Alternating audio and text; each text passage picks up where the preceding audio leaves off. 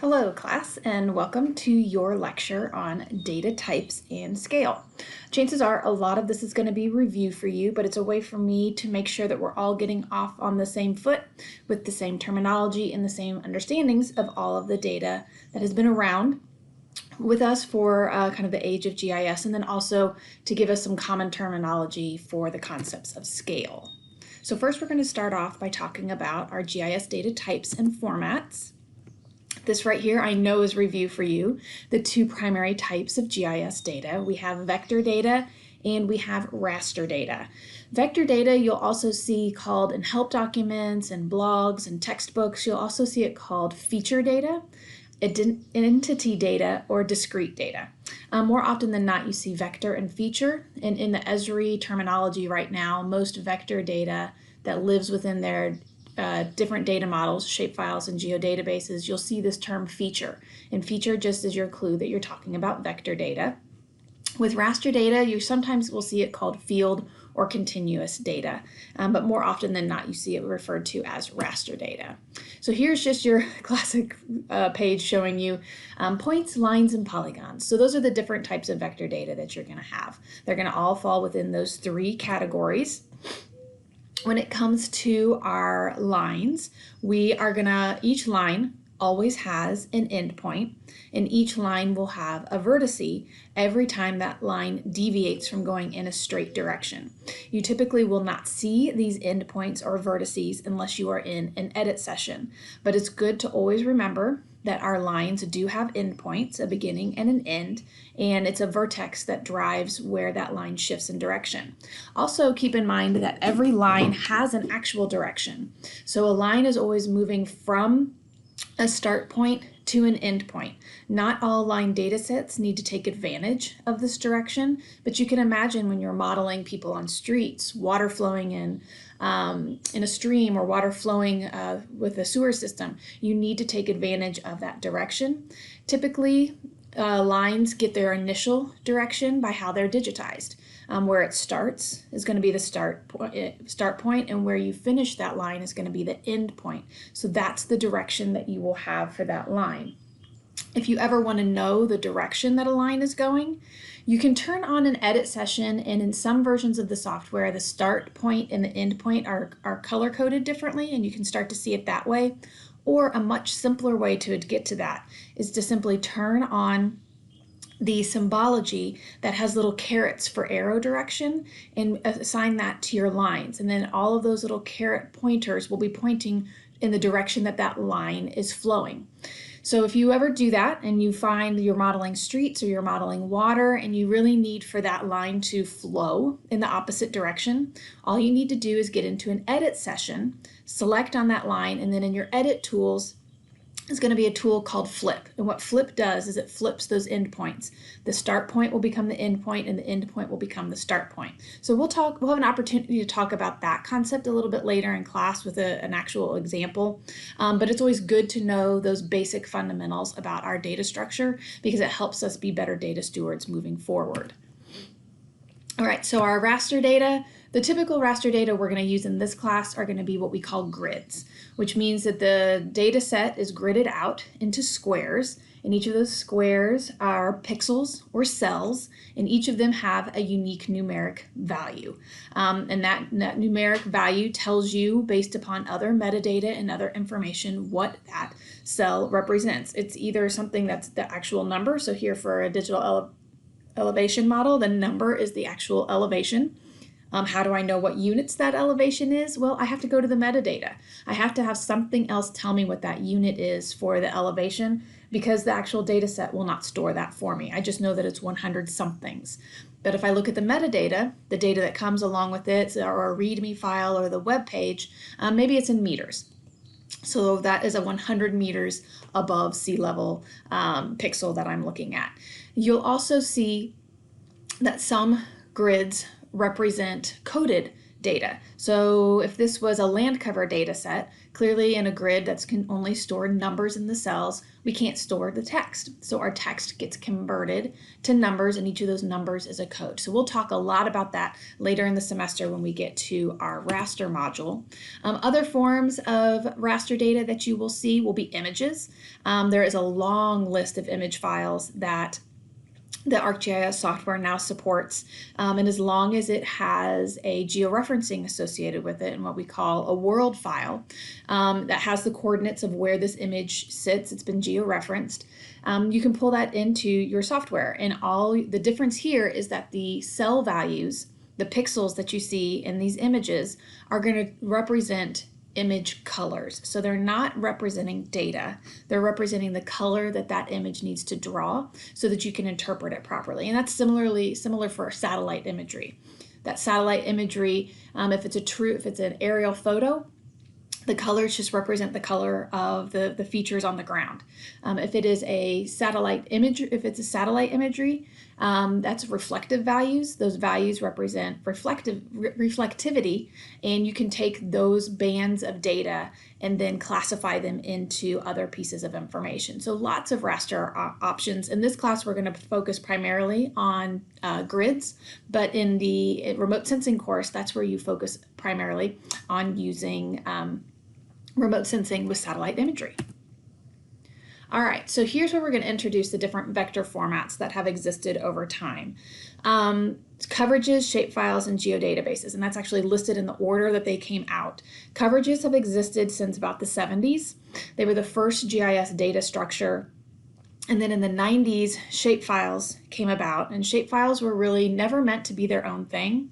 But coverages are a very complicated data model that could get corrupt very easy, and it wasn't very easy to take your data that you were working on and maybe run to a meeting and show somebody else.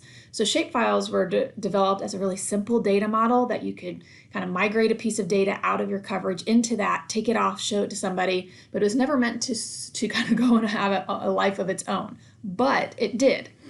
So in the 90s, you saw a giant shift away from using coverages into shapefiles. We'll talk about some of the pitfalls of that, and those pitfalls were what led to the development of the geodatabase, which is the data structure that exists now. Coverages, you'll see a little bit out there now, but most of the software can't deal with coverages anymore. There are conversion tools in the software that if you do have a coverage, you can pull the coverage into the conversion tool, and it will convert it to either a shapefile feature class or a geodatabase feature class for you. But most current GIS software cannot natively pull in coverages and view them or do analysis with those coverages. The similarity that all of these have is that they're vector data. And all vector data has two things. It has the geometry, and it has fields and tables associated with that geometry. So it's a combination of your geometry and your spatial attributes. So here's what all of these three different data types would look like if you were looking at them in a file viewer, either on Windows or, excuse me, if you have a Mac. So coverages are going to always be a folder that's the dataset name, and then a folder that's called info. So in the coverage data model, every dataset you had its own folder that was the name of the dataset. You could open up that folder, but it looked like nonsense to you. Only the GIS software could interpret it. In the info file were all of the needed tables for every data set that lived in what we call that workspace. All of the coverages in that workspace had to access information in that info file. So that was part of the reason why it was difficult to share data, because you always had to share that info file, but a lot of times that info file had information in it from multiple other pieces of data, and it didn't make sense to share that. And then if you look down, you'll see there's two shapefiles in this folder, a shapefile named hydrants, a shapefile named water valves, and then you'll see down there that there's a geodatabase named MyCity. So just a little view of how these different data formats look and kind of in a computer science way, not just natively looking at them on your computer. So we're going to talk real quick about coverages. I've already mentioned that they were the primary GIS data model prior to shapefiles in the 90s. They were very robust. They could hold multiple feature classes within a single coverage. They were very stable, and you could really have some good spatial relationships with the data sets that were within them. The coverages would contain your what was called ARCs, which what we call now are our lines. So maybe you're figuring out where the software names of ArcMap, ArcGIS, ArcPro come from. So ARCs were the lines. Nodes, which represented, it was a physical feature class of all of the endpoints of our lines. Points, which are just single point locations, and then polygons, which are obviously our two-dimensional features. They also included these things called annotations, which we still have in our software now. Those are just descriptive labels. So the difference between a label and an annotation is that the annotation is a smart label. It has an XY coordinate associated with it, and you can actually turn it on and off as almost a feature class of its own. So you can investigate those in ArcPro. They still exist. But now they save within your ArcPro project and not within the data file. And then there was this thing called ticks. So in the coverage data model, you had to define an outside boundary. Your data had to have an in the world and out of the world scenario. And those ticks defined the geographic bounding coordinates for that data set. We really don't have that same concept too much. The closest would be sometimes you'll see that data has a data envelope or a data set extent, and that is probably the thing that's the most synonymous with this concept of those ticks from the coverage data model. You can see there I've just highlighted what that looks like. But when it comes to the data file and the info file, and then the reminder there that in ArcMap 10X and beyond, coverages could be viewed but not edited. But starting in ArcPro, coverages cannot even be viewed, nor can they be edited, but you can use the conversion tools in Toolbox to convert a coverage into either a shapefile or a geodatabase feature class, whichever makes the most sense for you. And if you do get a hold of a software that's kind of an older version that can view the coverages, this is what they would look like in Catalog in the software. So the coverages have their own unique icon.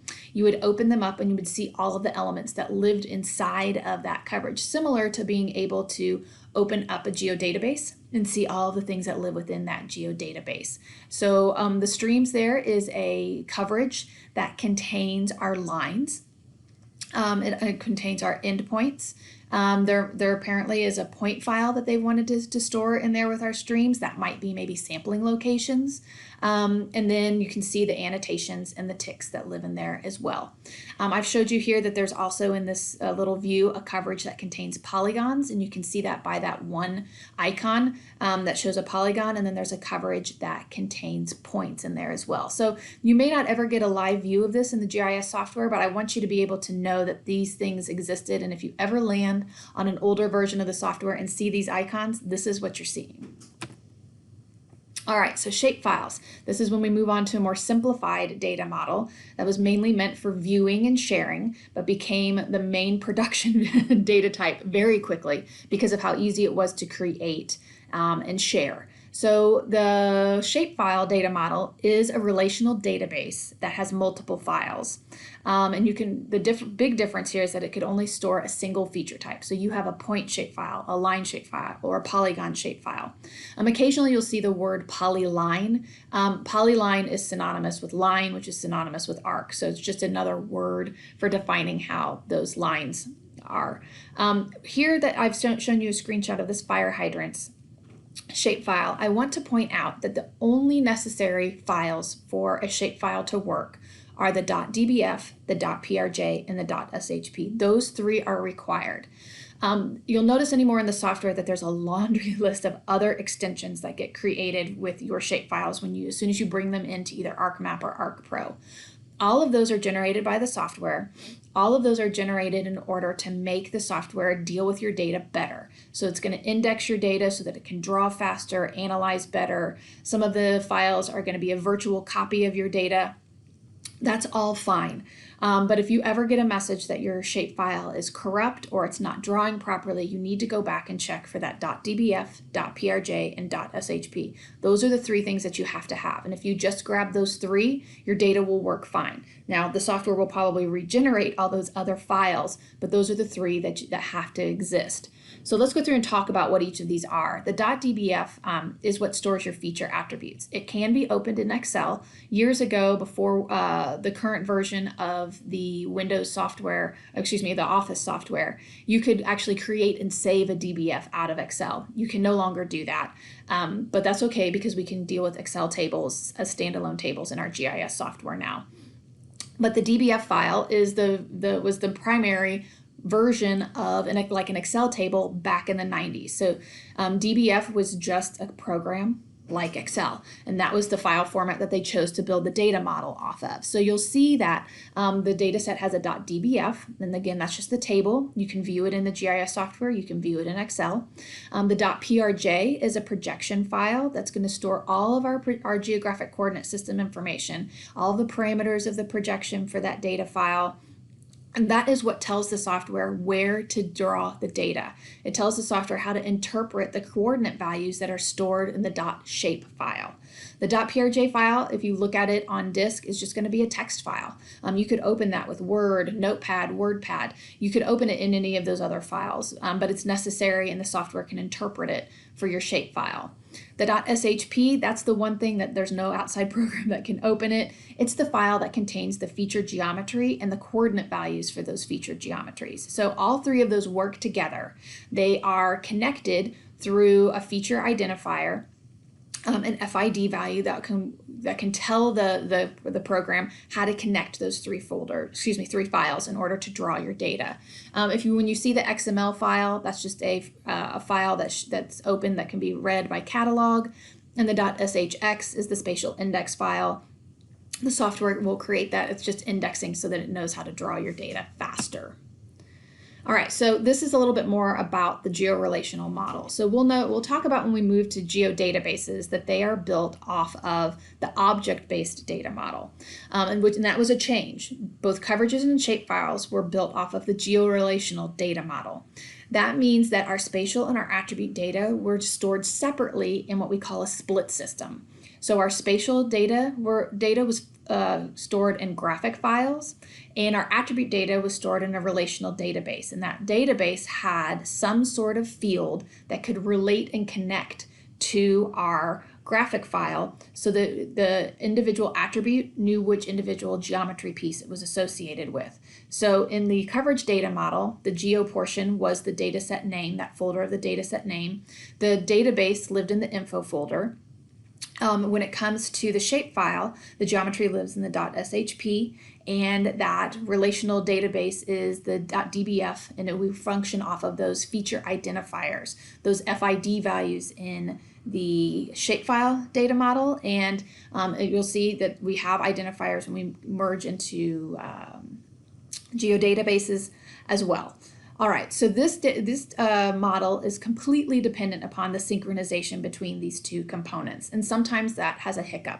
But more often than not, as time went on, the data models got more and more stable. But that is how those models are meant to function, that coordination between those files and what we call the georelational data model. All right, so then we moved on to geodatabases. They came out around 2000, so they are about 20 years old now. And it was a significant shift that went back to storing our data inside of a single file. You could have multiple feature types inside of it, but it was stored within the object-oriented data model. There are two types of geodatabases, a personal and a file. We will cover the majority of this as we introduce the geodatabase model later in the semester, but I just want to give you kind of a story here of how data has changed over time. So this is just kind of an FYI. You will still sometimes see out on the internet when people are serving data what we call an ARC interchange file, and it's a file that has a .e00 extension.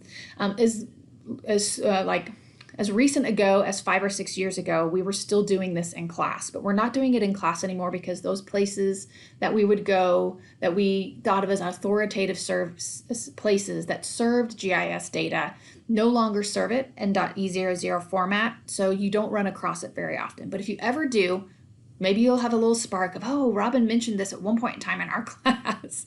But those interchange files were a way to share coverages and grids across systems. Because of that info folder and that dataset name folder, we needed a way to effectively combine them so that they could be served in a single file.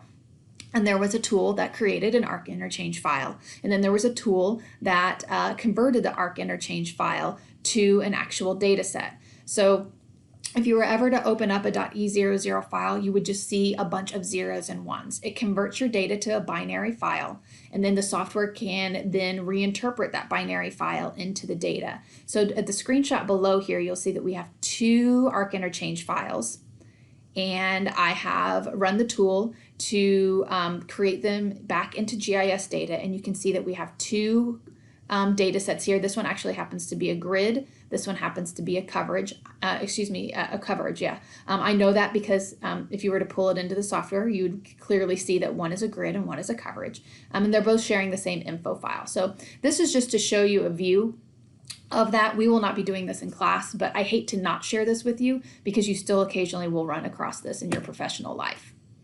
Okay, now we're going to dip our toe into this concept of topology. We will talk about topology more when we get into geodatabase topology, but geodatabases aren't the first data set to have topology. And they certainly are not the first data set to understand that we need this concept. So what is GIS data topology? It's what defines the relationship between our features in our data sets. It's what allows lines to connect at endpoints. It's what allows polygons to be adjacent and know that they're adjacent. It's based off of a set of 3 primary relationships: adjacency, connectivity, and containment. The biggest thing that we're going to talk about when it comes to shapefiles is this concept of planar topology. Planar topology was the bare bones of topology, which the basic rules are that all lines should connect at endpoints and all polygons should be adjacent, meaning they have no gaps between them and no overlaps in the polygons. The coverage data model enforced planar topology. Maybe it was a limitation of the model, but it enforced this mathematical topology so that your data always connected up and never had any gaps or overlaps. So this is where we're going to start to talk about how topology is different with each of our data models.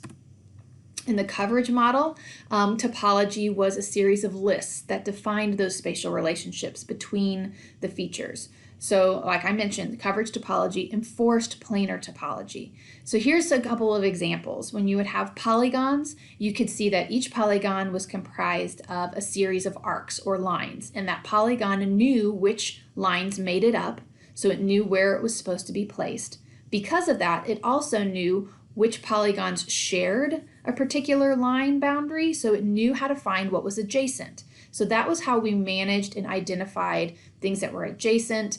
We identified polygons that were maybe inside islands inside of other polygons. It was managed through this concept of each polygon was made up of an arc or a line. Also, when you looked at lines, lines were always made up of endpoints and the line itself. And each of the nodes or the endpoints knew which line it started and knew which line it ended. And each line that was attached to another line knew which nodes were shared between the 2 lines. So it was this concept of lists of relationships that drove how your data sets were drawn and how you could model with your data sets by using all these different types of relationships. All right, so let's talk about shapefile topology. We have nothing to talk about because shapefiles have no topology, and this was the big problem. They created a very simple data model that was never meant to be used in analysis or for data creation. So they didn't build in topology, and then it became the thing that everyone used. And we created a bunch of very ugly data over the span of a decade. So the shapefile model is called the spaghetti model, meaning it really has no rules. It did not enforce planar topology, and if you were not very, very careful, you created some very ugly data. And you could create it on a scale that it was really hard to see if it was ugly. So we ended up having a lot of data when you had polygons that had gaps or had slivers and overlaps. If it was line data, a lot of times lines didn't break where they overlapped. or they shared space, and there was no tool and no interface in order to find those places where those problems were occurring. Over time, editing tools were built to try and mimic the concepts of topology when it came to shapefiles, but this is where you're going to see the geodatabase model really corrects this issue. It moves us out of the older coverage data model, takes advantage of the newer concepts in computer programming that are available to us, and then also gives us back this way to build in spatial relationships into our data. So here's a screenshot of some of the topology rules that we're going to play with. When we came to geodatabases, it's not the same type of topology. It's not mathematical topology, and planar topology is not automatically enforced. It's still built off of the same concepts of topology, of adjacency, coincidence, and connectivity, but they're now a set of rules that define spatial relationships that give you, the user, control over how you want your data to be working as a single data set or maybe with other data sets that you have. We're going to cover this in depth, and you're going to really start to see how you can use it to define some really cool relationships and also to find places where your data is not meeting those relationships so that you can have really clean data. All right, so that was our talk about kind of your history on vector data and how they all play with topology and how that might look different. The last kind of summary thing we're going to talk about here is spatial scale, and this is just to get us onto a common terminology and to remind you of what scale is. So it's just the ratio of the distance on the map to the distance on the Earth. And we have these concepts of large versus small scale. The technical definitions of these are large scale maps are maps that have large ratios. So if you were to look at that ratio in the form of a fraction, the fraction represents a larger number than maybe another map. So a large scale map might be a 1 to 24,000 topographic map, right? So it's showing a smaller area. Our scale ratio in that fraction represents a bigger number, meaning that the area on our map represents a smaller area out in the real world so we can see more detail. Small scale maps are those maps with smaller ratios, so you turn that into a fraction. It represents a smaller number, meaning that we're looking typically at a broader area and we're seeing less detail. Now, here's how that can kind of play out in what you can see. So here I've shown you a large scale map, that's that 1 to 24,000 topographic map, and a small scale map of streams. So that one lives at the 1 to 2 million scale and one lives at the 1 to 24,000 scale. And you can see the one at the larger scale definitely shows more detail. The one at the smaller scale can show us less detail because it's showing a broader area, and it's just not meant to show that type of detail. So here's where terminology confusion comes in, and I will admit that I get mixed up in this as well. So that was the technical definition. The informal definitions, the way you will hear most people talk about scale, is they will flip these. They will talk about large scale maps as areas representing broad spatial extents, and small scale maps are as areas depicting small spatial extents. And that kind of logically makes sense, right? That's how you might interpret that because of those terms. But when it comes to the details and how that fits into geoscience, that's not right. So you want to make sure that you're sticking to the technical definitions when you're writing anything out and when you're communicating with people. But because of this, there's now some terms that we use more often than not to avoid this confusion. So we will typically now talk about fine scale maps, which are those maps that represent small spatial extents but have large ratios, like our 1 to 24,000, and broad scale maps, those that depict our larger spatial extents but have smaller ratios.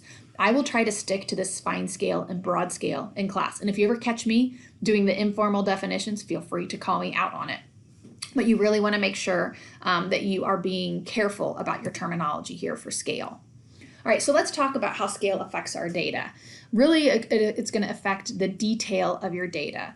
A fine scale data set, a large scale, will have more features. It will have more points, more lines, and if you have lines or polygons, it will have more vertices in the lines that make up those data sets. So here's two different National Hydrography data sets, one that's at the 1 to 24,000 and one that's at the 1 to 100,000.